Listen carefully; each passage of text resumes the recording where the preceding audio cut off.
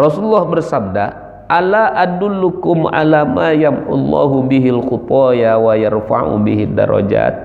Sahabatku, kata Nabi, mau tak kamu aku tunjukkan kepada hal-hal yang dengan itu Allah akan ampunkan dosamu dan Allah naikkan derajatmu.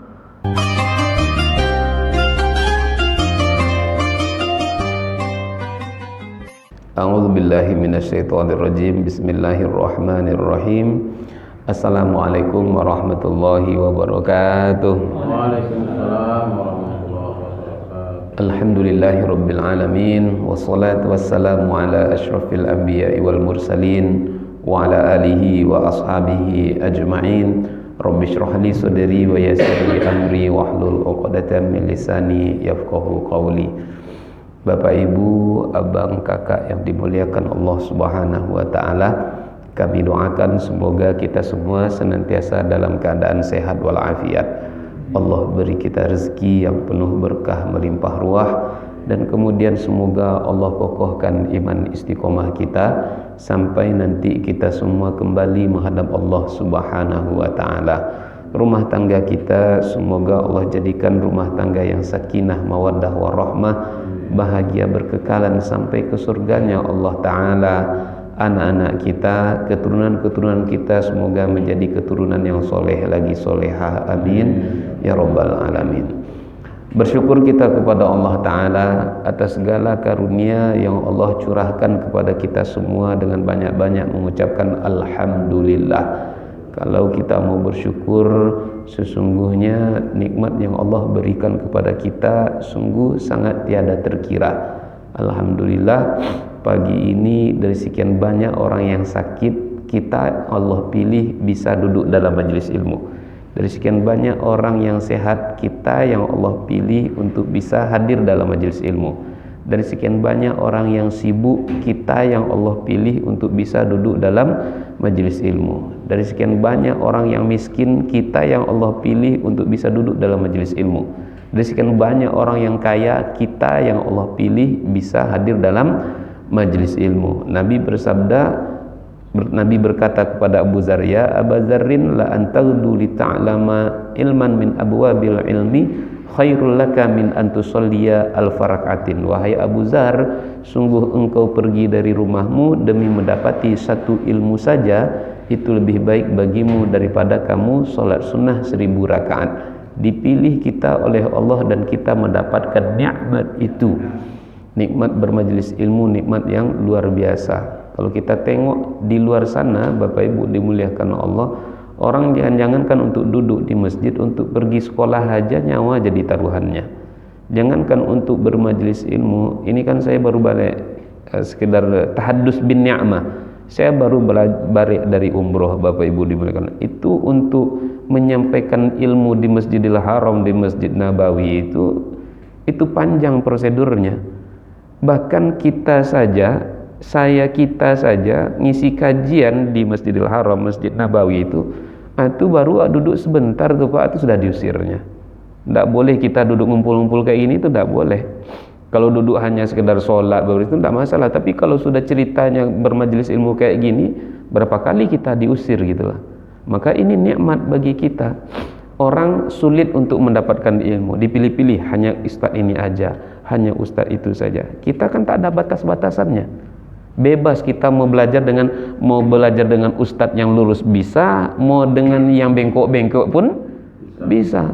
Tapi kadang-kadang terlupakan oleh kita nikmat yang begitu luar biasa Allah berikan kepada kita.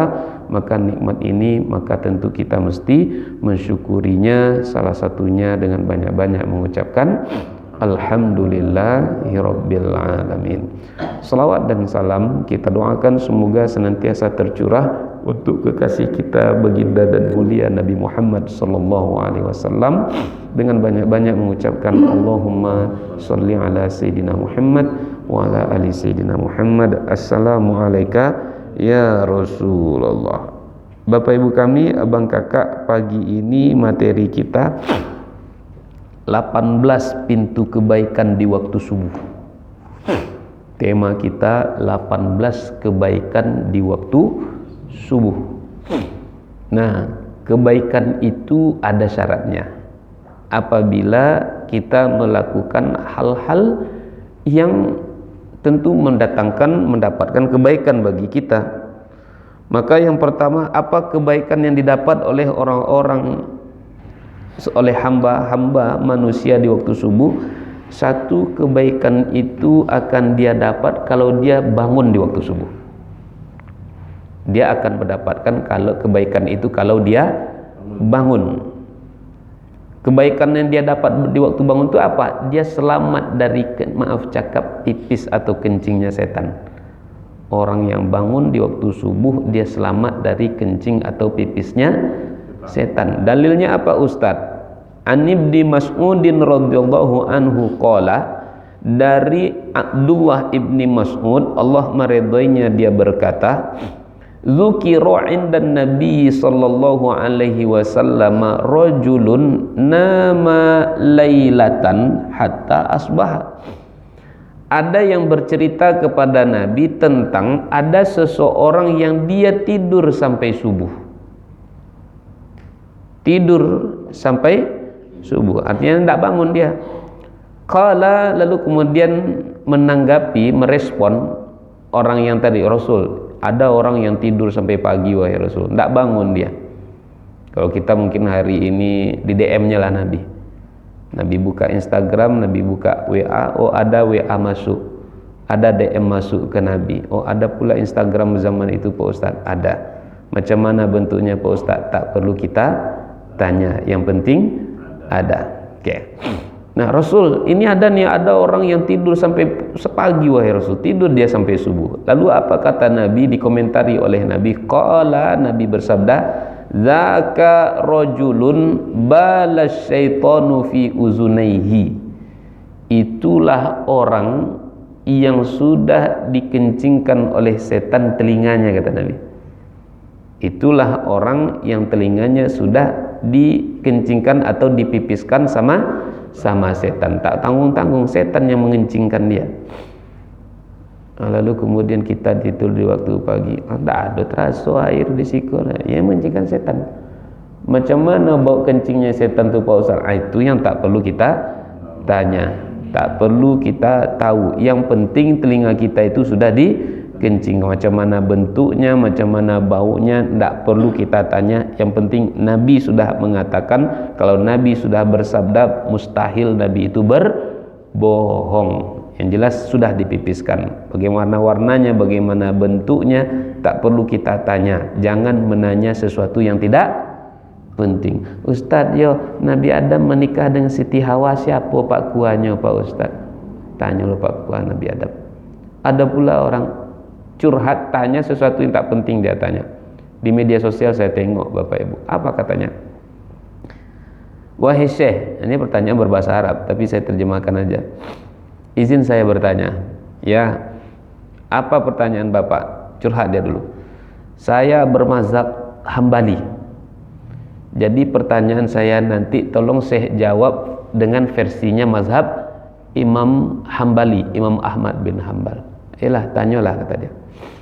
Begini Syekh, kata dia, aku sholat, bertakbir aku baca Al-Fatihah, setelah baca Al-Fatihah aku baca ayat. Tiba-tiba aku merasakan ada sesuatu yang keluar dari duburku. Dubur maksudnya dari belakang. Lalu kemudian aku mencium ada bau, kata dia. Berarti dia ini ngapa nih Pak? Dia kentut. Dan aku tak hanya merasakan ada angin, ada sesuatu yang keluar. Untuk memastikannya, apa namanya? Kalau bahasa Portugisnya, aku rosok ke belakangnya. Apa bahasanya Pak? Aku raba, kata dia kan, dirabahnya ke belakangnya. Lalu aku mendapati ada sesuatu yang gelenyeh-gelenyeh, apa namanya?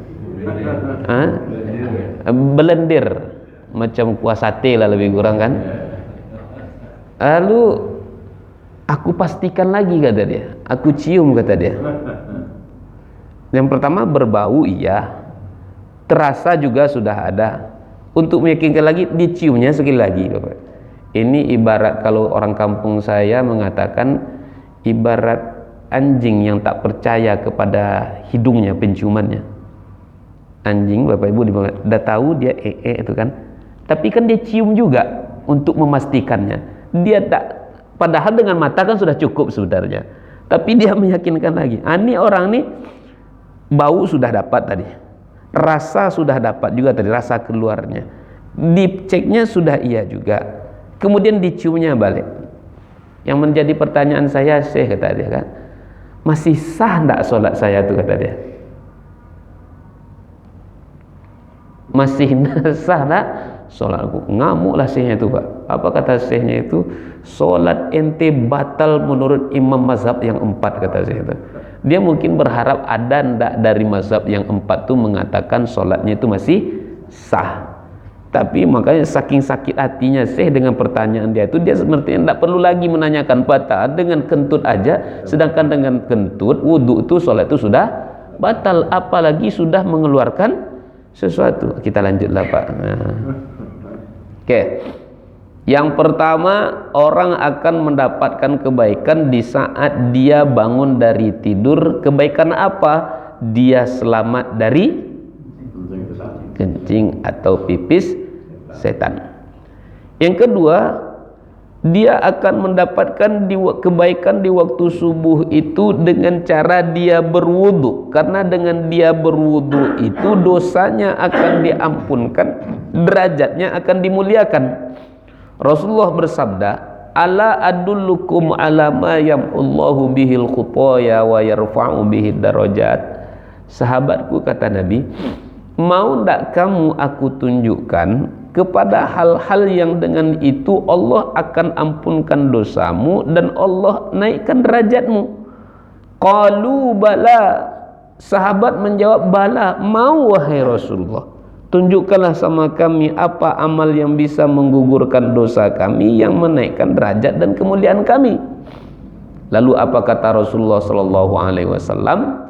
Yang pertama, isbaghul wudu'i 'alal makarihi. Sempurnakanlah wudu'mu sekalipun kondisimu dalam keadaan sulit.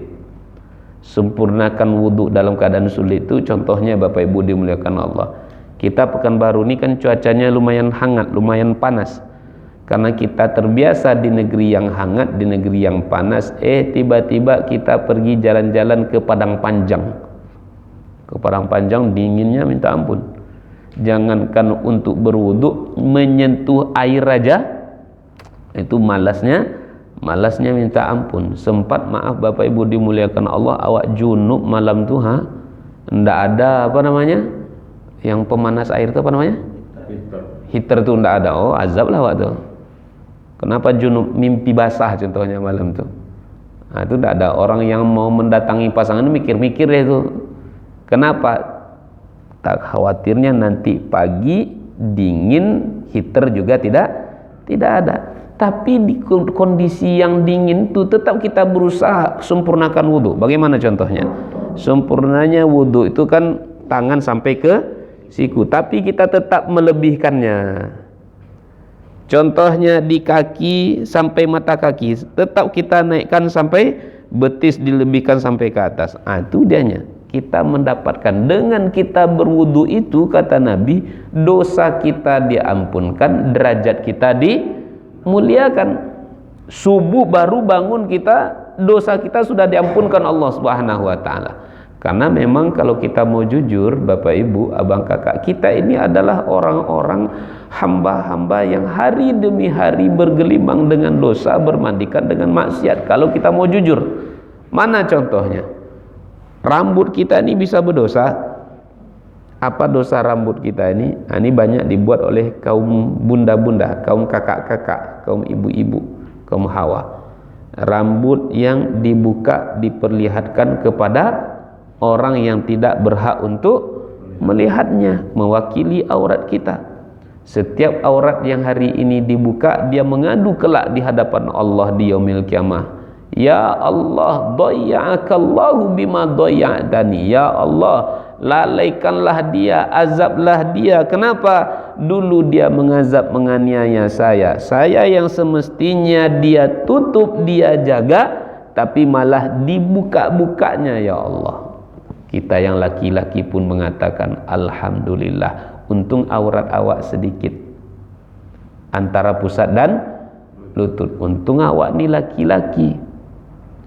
Alhamdulillah. Tapi tak ingatkah kita dengan satu hadis Nabi yang mengatakan la yadkhulul jannatad dayyus, tak akan masuk ke dalam surga seseorang yang disebut dengan dayus. Dayus itu siapa? Seorang suami, seorang ayah, seorang abang, seorang lelaki yang tidak cemburu, yang tidak marah melihat kemungkaran terjadi di tengah ahli keluarganya. Apa contohnya?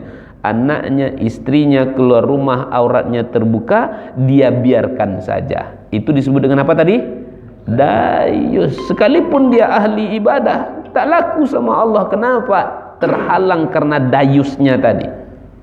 Dia kan rajin naik haji ke tanah suci Ustaz, sampai kalah Haji Muhyiddin. Tahu apa Ibu Haji Muhyiddin?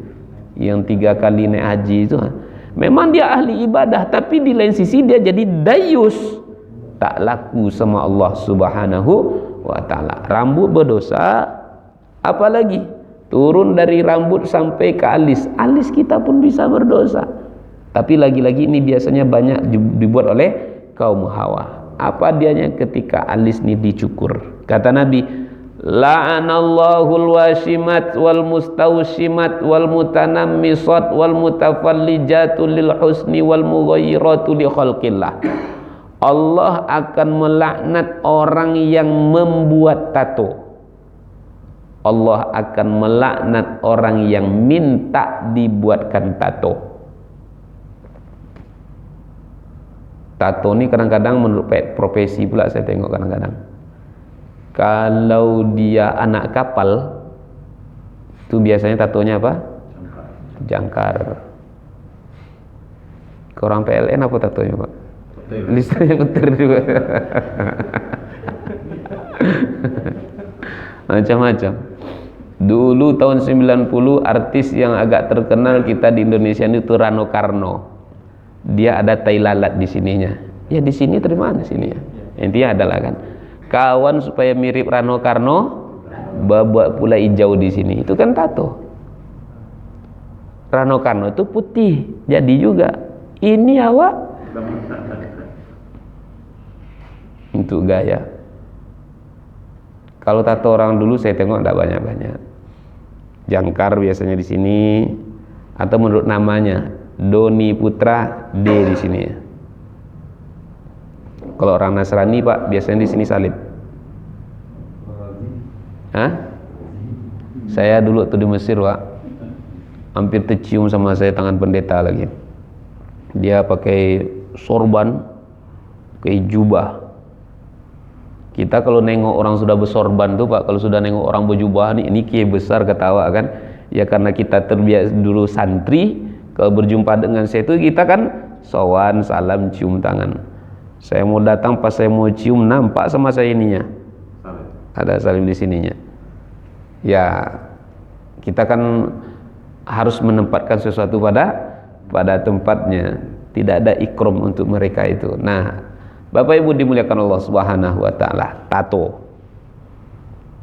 Ada di sini Raja Wali sedang mencakar apa namanya?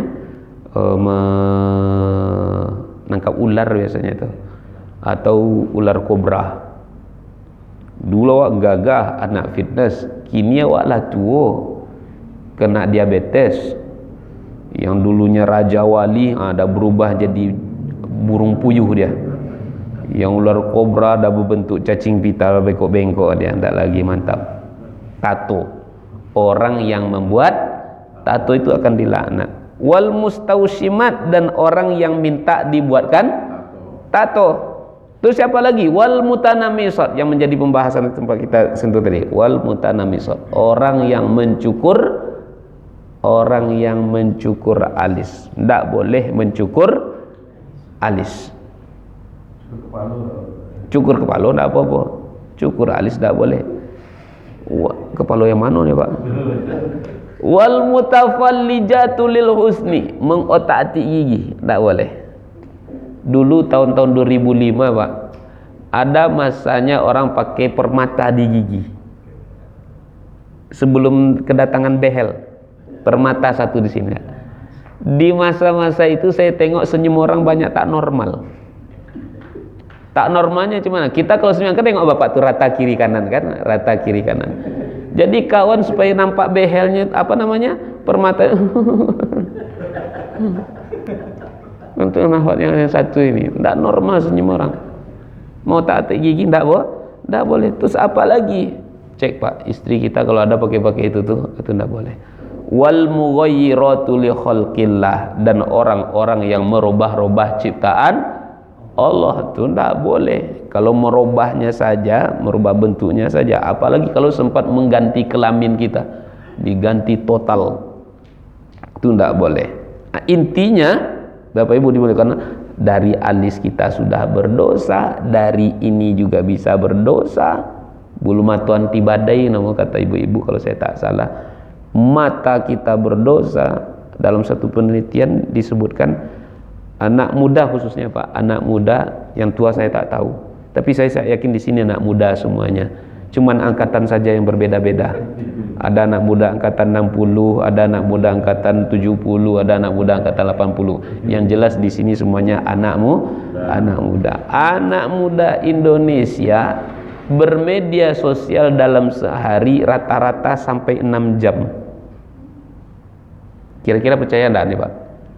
Dalam sehari 6 jam. Faktanya apa? Di mana tuh duduk pegang handphone, buka media sosial. 6 jam kita main HP, buka handphone. Bapak Ibu dimuliakan Allah. Sedikit selesai kerja, buka handphone. Sedikit selesai kerja, buka handphone. Di rumah kadang-kadang istri sibuk dengan handphone, anak sibuk dengan handphone. Makanya saya tengok ada iklan-iklan di media sosial tuh, Bapak Ibu dimuliakan Allah. Istrinya di rumah, anaknya sibuk HP, bapaknya sibuk HP. Akhirnya apa? Pas dia masak Pak, dibawanya panci kan. Lalu di dalam pancinya itu isinya kabel-kabel charger. Inilah kalian makan kata dia. Makanlah kabel-kabel nih kata dia. Begitu karena orang itu kan protes seperti itu karena memang orang sudah terlalu sibuk dengan handphone. 6 jam kita menengok handphone, agak satu takkan terselip video yang tak baik. Yang saya sering dapati Bapak Ibu dimuliakan Allah, contohnya nih, saya buka Facebook. Ketika saya buka Facebook, dia kan ada foto, ini video nih kan. Hari ini yang saya agak sedikit mirisnya, saya buka nih video. Kalau saya suka video itu, kadang-kadang kan saya tengok sampai selesai. Tapi kalau saya tak suka videonya, maka akan saya skip aja kan. Tapi entah mengapa dari yang saya apa tuh?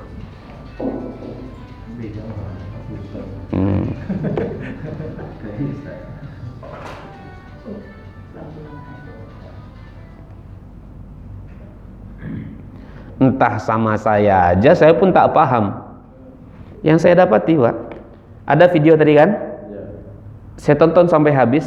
Ketika kita tonton sampai habis, biasanya kan muncul video yang baru tanpa kita yang nengoknya kan, ada sudah mungkin algoritmanya seperti itu. Video yang kedua saya ternyata pun suka, saya lanjutkan. Akhirnya video yang kedua saya suka, lanjut lagi masuk video ketiga. Biasanya saya di video yang kelima selalu mendapati iklan orang jual obat kuat. Minimal kelima, yang ketujuh nanti kan itu muncul iklan orang jual obat kuat. Ya mungkin tak masalah orang jual obat kuat. Yang masalahnya itu apa? Mohon maaf Bapak Ibu dimuliakan Allah, tidak bermaksud bercakap yang jorok. Dipertengokkannya betul efek dari obat kuat tadi. Dibuatnya ya memang layaknya seorang suami dengan istri. Itu saya tak habis pikir. Artinya apa? Kalau kita bisalah, insya Allah saya yakin ketika filter iman itu masih ada, kita akan bisa melewatkan. Tapi anak-anak yang tingkat keingintahuannya itu sangat tinggi, hanya ditengoknya lagi, dibukanya nanti itu. Algoritmanya apa nanti? Kalau sudah terpencet yang itu, maka yang nanti akan keluar ya hal-hal yang semirip dengan itu. Poinnya bagi saya adalah intinya mata kita mustahil rasanya dalam 6 jam itu takkan melihat sesuatu yang tidak baik. Mata kita berdosa, mulut kita berdosa, bulu kita ini bercakap lagi Bapak Ibu. Dengan bibir aja kita bisa berdosa. Apa dosa bibir? Kita apa-apa ada mana itu. Tak perlu dia bercakap, mengisyaratkan dengan bibir. Itu bagian dari ghibah, bagian dari gunjing. Apa kata Allah menyebutkan, ayuhibbu ahadukum ayyakula lahma akhihi mayyitun? Emangnya suka kamu, kata Allah, memakan bangkai saudaramu?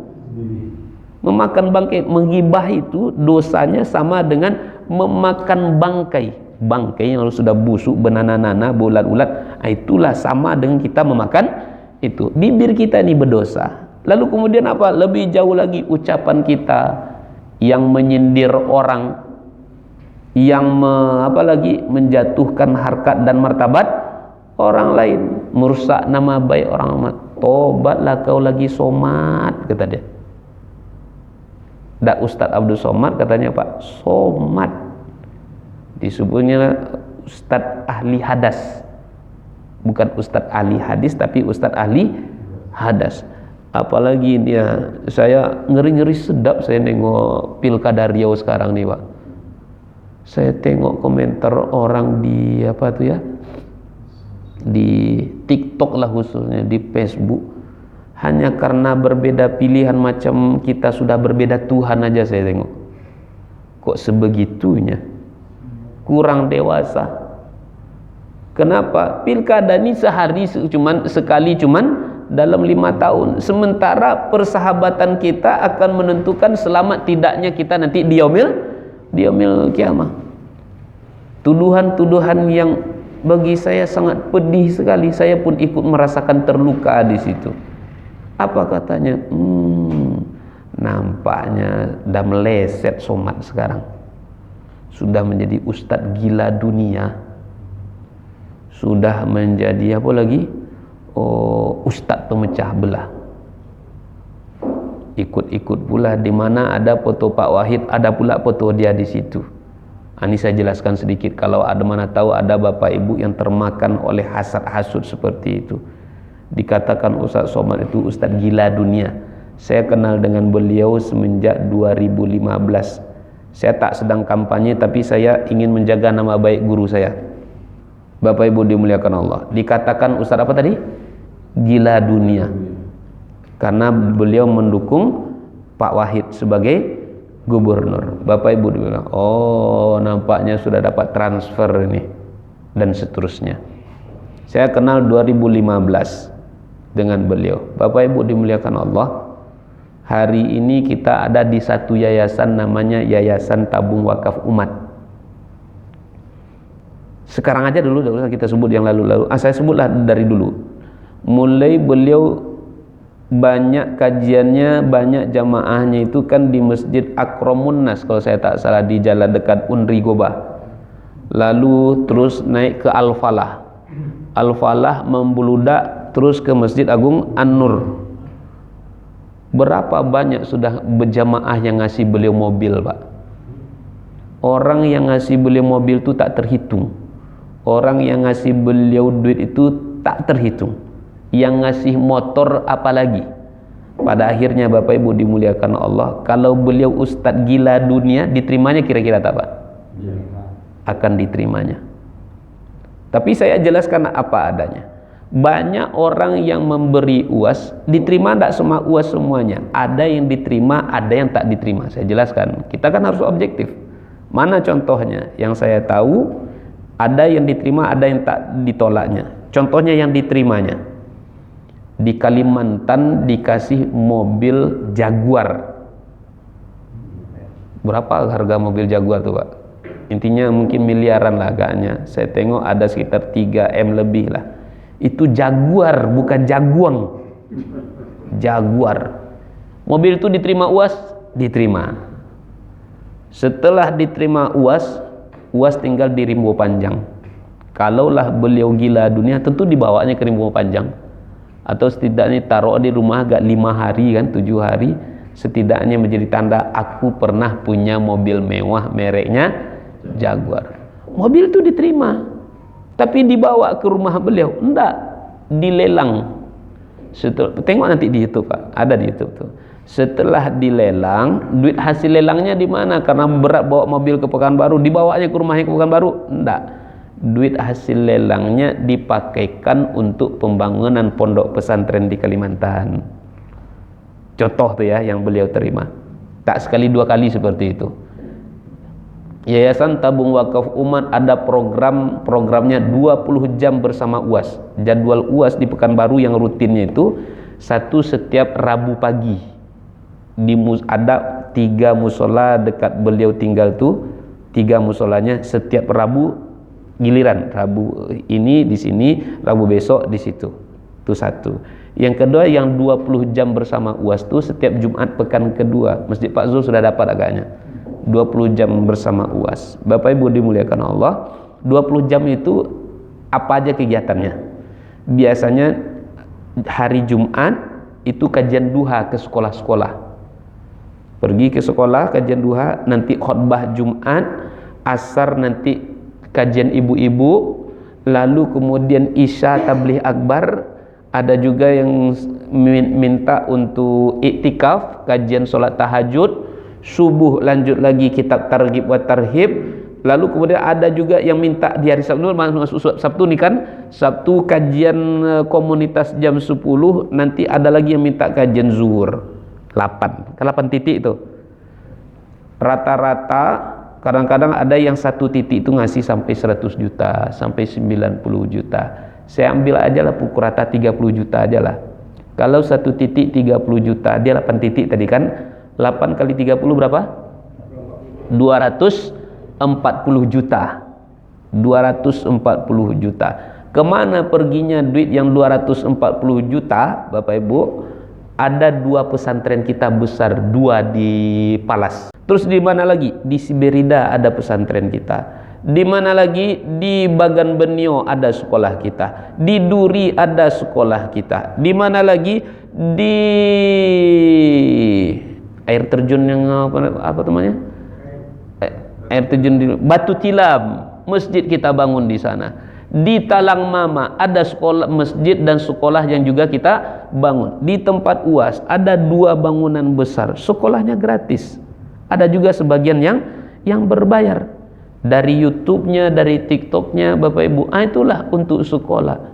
Kalau kemarin beliau ada jadwal kalau tak salah sekali setahun tuh ke Brunei, 2 kali setahun tuh ke Malaysia. Kira-kira kalau Brunei yang ngundangnya 300.000 amplopnya, 400.000 amplopnya kalau Brunei yang ngundang Pak.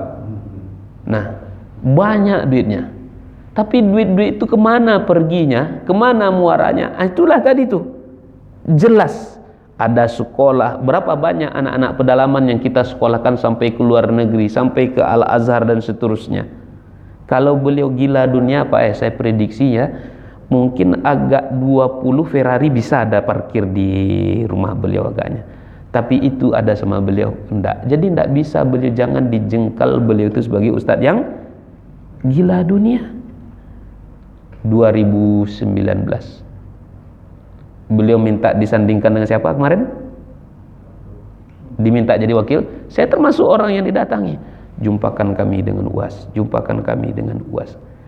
Pak, kalau orang Minang Pak, namanya orang meminang, itu dengan bahasa cuma-cuma aja dah tuh. Ada pilicinnya enggak tuh Pak? Diterimanya? Enggak diterimanya. Ini saya jelaskan sedikit supaya jangan lagi saya agak merasa sedih gitu loh Pak. Orang tak tahu tuh kemudian seakan-akan dia sok tahu, paling tahu. Dikatakan gila dunia. Lalu dikatakan ustadz pemecah belah. Dikatakan ustadz pemecah belah karena keberpihakan beliau mendukung Pak Wahid. Untuk nomor 1 ada Pak Wahid, Ustadz Somad di situ. Untuk kedua juga ada ustadznya, saya tak sebutkan.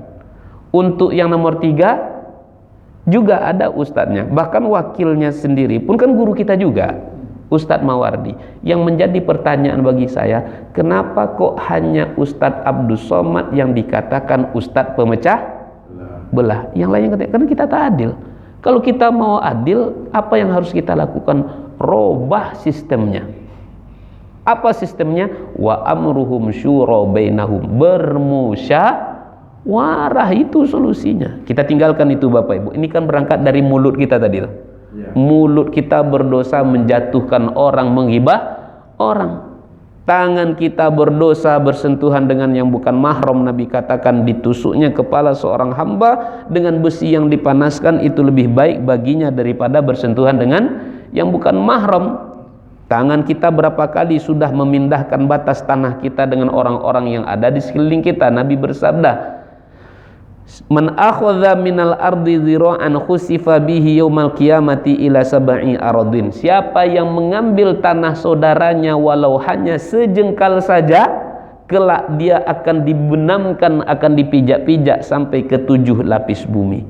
Orang hari ini merampas tanah orang tak sejengkal 2 jengkal, berhektar hektar. Ingat Mas Bro Besti, la ta'khuzuhu sinatun wala naum. Allah tak pernah tidur, Allah tak pernah lupa. Faman ya'mal mithqala dzarratin khairan yarah wa man ya'mal mithqala dzarratin syarran yarah. Jangankan mengambil tanah orang, tak cebok saja setelah buang air kecil itu cukup untuk mendatangkan siksa di dalam kubur kita. Antara pusat dan lutut kita berdosa, kaki kita berdosa, kita bergelimang dengan dosa. Tapi dengan bangunnya kita di waktu subuh, lalu kemudian kita berwudu, Allah gugurkan dosa demi dosa kita. Dalam satu hadis yang panjang Nabi bersabda, tidaklah seorang hamba Allah dia berwudu, melainkan setiap berguguran air wudu yang ada di anggota tubuhnya itu Allah akan ampunkan dosanya. Kering air wudu di kepala, Allah ampunkan dosa di kepala. Kering anggota wudu di air di wajah, Allah ampunkan dosa yang ada di wajah. Jatuh air wudu di tangan kita, Allah gugurkan dosa yang dibuat oleh tangan kita. Jatuh air wudu yang ada di kaki kita, Allah ampunkan dosa yang ada di kaki kita. Baru subuh dosa kita, mungkin kita tadi malam tak sempat untuk bertobat kepada Allah atas dosa kita. Dengan kita bangun di waktu subuh berwudu kita, dosa kita diampunkan. Yang ketiga Bapak Ibu dimuliakan Allah Subhanahu wa taala, kebaikan di waktu subuh, di waktu pagi itu didapat oleh siapa? Oleh orang yang berjalan menuju masjid. Setelah dia berwudu lalu dia berjalan menuju masjid, dia akan mendapatkan kebaikan. Kebaikannya apa? Juga ditegaskan, dosanya diampunkan, derajatnya dimuliakan. Hadis tentang wudu tadi mirip juga. Apa kata Nabi?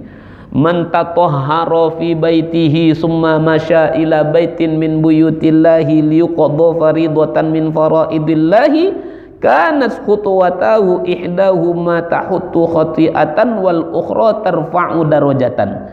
Siapa yang berwudu di rumahnya, maka dari hadis ini kita tahu berwudu yang paling baik itu di mana?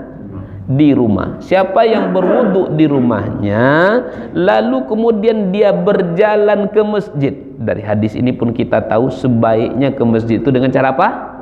Berjalan kaki. Jadi kalau jarak-jarak rumah kita range-nya masih 1 kilo, saya sarankan berjalan aja. Itulah salah satu hikmah saya tengok Pak, kalau hotel kita jauh di Mekah, hotel kita agak jauh di Madinah, itu kan kita jalan terus tuh. Nah, rutinkan seperti itu. Kenapa? Saya membaca satu artikel kalau saya tak salah, dalam sehari itu kita dianjurkan berjalan minimal berapa langkah? Berapa? Macam-macam berarti ya. Yang saya dapati ada yang 10.000 langkah, ada yang mengatakan 6.000 langkah. Paling pendek itu setidaknya 1.000 langkah dalam sehari. Makanya ke masjid itu disebutkan, bisa saja Nabi mengatakan ke masjid itu naik kuda, ke masjid itu naik keledai, ke masjid itu dengan naik onta. Tapi Nabi katakan berjalan ke masjid itu sebaiknya apa? Berjalan kaki. Maknanya apa? Banyak-banyak kita berjalan, terlebih ke masjid. Oh berarti Ustaz, kata Nabi, siapa yang berwudu di rumahnya lalu dia berjalan menuju masjid, maka setiap langkah yang dia ayunkan menggugurkan kesalahan, dan langkah yang lainnya menaikkan derajat dan kemuliaan. Terus kalau saya tetap pengen pergi ke masjid dengan cara naik motor, berarti dosa saya tak diampunkan, derajat saya tak dinaikkan. Gimana caranya supaya saya tetap dengan bawa motor? Caranya tetaplah bawa motor, parkir di sayap kiri atau di sayap kanan masjid. Nanti setelah itu turun, tawaf agak 7 kali. Tawaf 7 kali baru masuk ke dalam masjid. Kalau ragu akan pahala yang Allah janjikan tersebut. Nah, Bapak Ibu dimuliakan Allah. Berikutnya, kebaikan di waktu pagi itu akan didapat oleh siapa? Oleh orang yang sholat sunat fajar 2 rakaat. Kata Nabi, rakaatanil fajri khairum minad dunya wa ma fiha. 2 rakaat fajar, sholat fajar itu lebih baik daripada dunia dan seisinya. Nabi tidak mengatakan Pekanbaru Riau minyaknya di atas di bawah. Nabi tidak mengatakan Papua yang kaya dengan emasnya. Nabi tidak mengatakan Dubai yang kaya dengan minyaknya. Tapi Nabi mengatakan dunia dan seisinya. Maka di saat kita meninggalkan itu, sudahlah telinga kalau kita tak bangun pagi, sudahlah telinga dikencingkan oleh setan, lalu kemudian kehilangan kesempatan untuk menggugurkan dosa, menaikkan derajat dan kemuliaan, kehilangan pula untuk mendapatkan nikmat yang besar, pahala yang lebih baik daripada apa? Dunia dan seisinya. Kalaulah 2 rakaat fajar lebih baik daripada dunia dan seisinya, bagaimana agaknya dengan solat fajar itu sendiri? Bagaimana dengan solat subuh itu sendiri? Makanya kan Nabi berdoa, Allahumma barik lana fi bukuriha. Ya Allah, berkahi untuk kami di waktu pagi kami. Keberkahan, kebaikan itu akan didapat oleh siapa? Nih baru 3 yang kita jelaskan.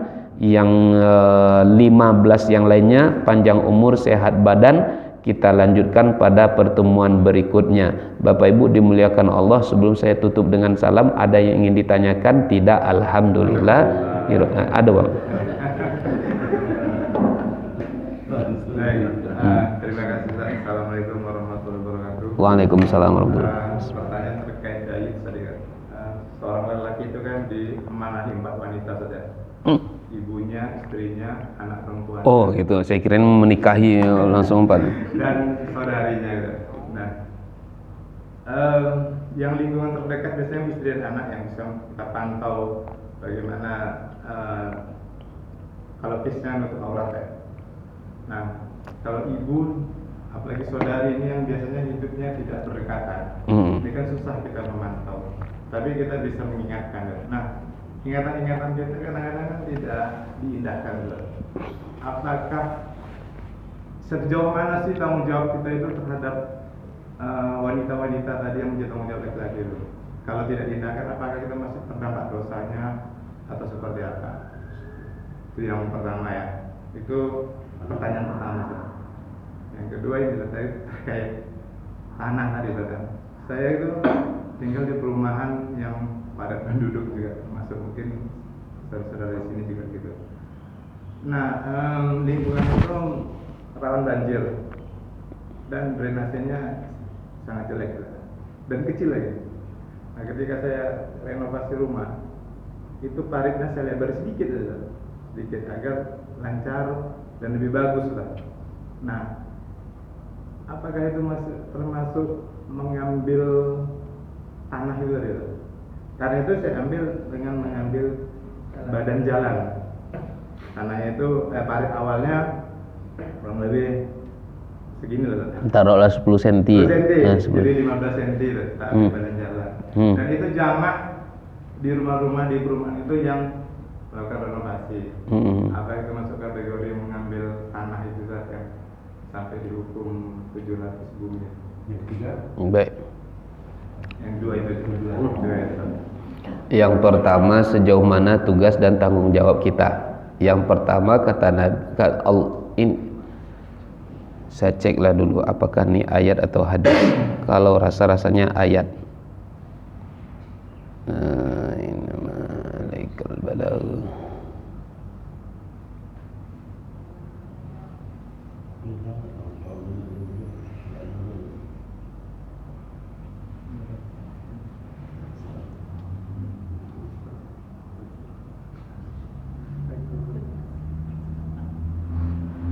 Dalam surat Ar-Ra'd, saya lupa suratnya.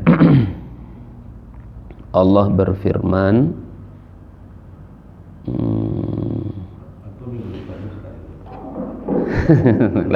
lapar betul nampaknya nih. Fa inna ma 'alaikal balagh wa 'alainal hisab. Surat Ar-Ra'd ayat 40.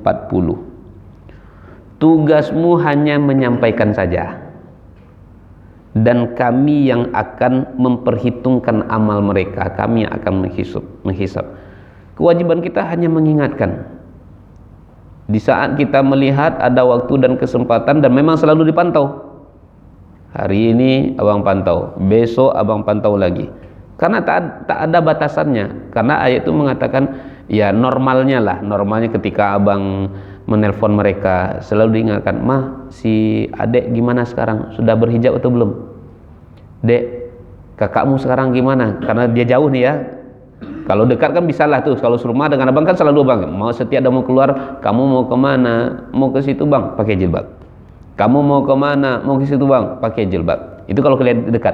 Kalau kita jauh, contohnya abang rutinnya nelpon sekali berapa? Sekali seminggu, sekali sebulan kah? Tetap kita pantau. Kenapa? Itulah ayat mengatakan watawasau bil haqqi watawasau bis sabri. Saling nasihat menasihati di jalan kebenaran, wasobri, sabar. Sabar itu maksudnya proses. Hari ini ndak mau, ingatkan lagi besok. Mudah-mudahan dia mau. Besok dia tak, ingatkan lagi. Terus ngajak kawan pengajian kan kayak itu juga. Bro, ayo kita ngaji yuk. Ada ustad mantap dari Jakarta. Malas aku sibuk. Besok datang lagi ustad. Bro, ayo kita ngaji yuk. Nggak mau dia. Bro, ayo kita ngaji. Nggak mau dia. Sampai kali ke-7, bro, ayo kita ngaji yuk. Ayolah, pergi kita sekarang, kata dia. Capek aku kau ajak terus, kata dia. Di kali yang ke-7 tuh ternyata masuk sama dia kajian. Saya banyak jamaah yang surat sama saya, Pak. Suami aku, Pak Ustadz, bertingkah. Main perempuan lah, berjudi lah, meminum lah. Aku ajak pengajian tak mau. Besok aku ajak. Berkali-kali. Akhirnya dia mau. Ada salah seorang jamaah tuh, Pak. Akhirnya sekali dia ikut pengajian, tertarik dia. Ketika itulah dia berubah. Bagaimana agaknya kalau ketika sekali mengajak dia putus asa, suamiku tak mau, akhirnya besok tak mau dia mengajak lagi. Lantak abang lah situ, kata dia kan. Apa yang terjadi? Tentu tak akan ada perubahan. Makanya ayat itu mengatakan bis sabri wa tawasau bil haqqi wa tawasau bis sabri. Sabri itu proses maksudnya. Kita ini, saya pribadi lah Pak ya. Saya bukanlah orang yang baik, tapi saya orang yang belajar menjadi baik. Bisa saya belajar menjadi baik itu kenapa? Karena ada senior kawan-kawan saya, yuk don begini, yuk don begitu. Saya bisa jadi ustadz kayak gini Pak, karena kawan-kawan juga sebenarnya. Yuk don, karena mendapatkan lingkungan yang mereka istiqomah mengingatkan saya. Yuk don. Kalau seandainya tak mengingatkan, saya jiwa saya Pak ya. Saya hobi saya musik. Dulu waktu saya SMA Pak, di mana orang festival saya datang ke situ. Macam mana rambut anak pang saya buat pula macam rambut anak pang macam tuh. Macam mana gaya anak underground saya buat. Makanya saya hafal lagu-lagu Nirvana, kayak Linkin Park itu saya hafal itu Pak. Tapi alhamdulillah sekarang sudah mulai hilang deh Pak. Alhamdulillah. Karena ternyata memang tak bisa disatukan musik dengan Al-Quran itu. Sekarang saya menghafal Al-Quran. Ketika saya mendapatkan satu nyanyian tuh Pak ya, itu Al-Quran saya hilang. Yang terpikir nanti itu nyanyian yang saya dengar tadi, itu nanti dia berputar-putar di otak saya. Tidak bisa Al-Quran dengan nyanyian itu disatukan, tidak bisa dia. Nah, bisa saya seperti ini kenapa? Ada orang-orang di sekeliling saya yang selalu mengingatkan saya. Makanya saya tengok, di situ saya paham Bapak Ibu dimuliakan Allah. Di saat ada orang semangat jor-joran mati-matian membawa seseorang kepada keburukan, lalu kenapa kita kok tidak semangat mengajak orang kepada kebaikan? Bapak Ibu dimuliakan Allah. Orang berlubang-lubang ini, berlubang ini, berlubang ini, berlubang. Kan berawal dari satu lubang kan? Dari satu lubang akhirnya kawan, buatlah lubang satu lagi. Emangnya di saat membuat lubang itu enak Pak? Sakitnya minta ampun. Sedangkan lubang kecil ditusuk aja di hidung kita ini sakitnya minta ampun. Apalagi lubangnya sebesar kelereng Pak. Pasti sakit. Tapi dia bisa melakukan itu apa? Kan ada ayo.